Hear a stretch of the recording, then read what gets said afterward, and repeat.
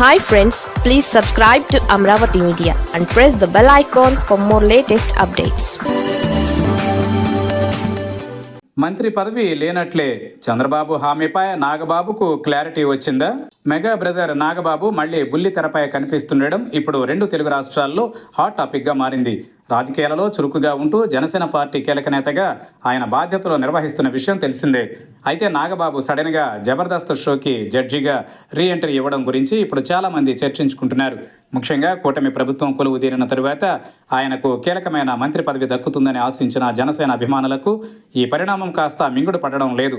ప్రత్యర్థి పార్టీలైన వైసీపీ నేతలు దీనిపై విమర్శల వర్షం గుప్పిస్తున్నారు. గత అసెంబ్లీ ఎన్నికల సమయంలో పవన్ కళ్యాణ్ కోసం నాగబాబు అనేక త్యాగాలకు సిద్ధపడ్డారు. కూటమి పొత్తు కారణంగా తాను పోటీ చేయాలనుకున్న స్థానాన్ని వదులుకున్నారు. పార్టీ గెలుపు కోసం అహర్నిశలు శ్రమించారు.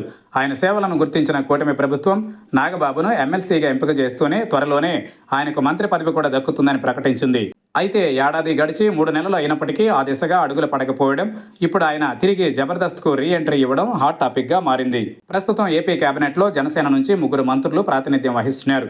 పవన్ కళ్యాణ్, కందుల దుర్గేష్, నాదెండ్ల మనోహర్ ప్రభుత్వంలో కీలక పాత్ర పోషిస్తున్నారు. వీరిలో డిప్యూటీ సీఎం పవన్, మంత్రి దుర్గేష్ ఇద్దరూ కాపు సామాజిక వర్గానికి చెందిన వారే కావడంతో నాగబాబుకు కూడా అవకాశం ఇస్తే సామాజిక సమతుల్యత దెబ్బతింటుందని ప్రభుత్వం భావిస్తున్నట్లు తెలుస్తోంది.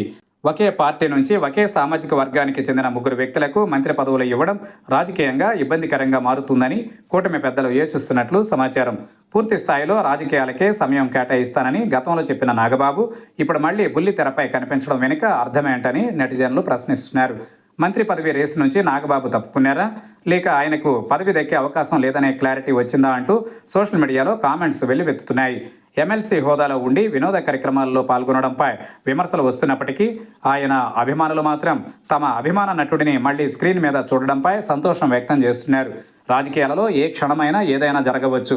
నాగబాబు టీవీ షోల వైపు వెళ్లడం వెనుక వ్యక్తిగత కారణాలు ఉండవచ్చు, లేదా రాజకీయ వ్యూహం కూడా ఉండవచ్చు. ఏది ఏమైనా మెగా బ్రదర్ రీ ఎంట్రీతో అటు బుల్లితెర, ఇటు రాజకీయ యవనిక ఒక్కసారిగా వేడెక్కాయి. మరి నాగబాబుకు మంత్రి పదవి దక్కుతుందో లేదో ముందు వేచి చూద్దాం.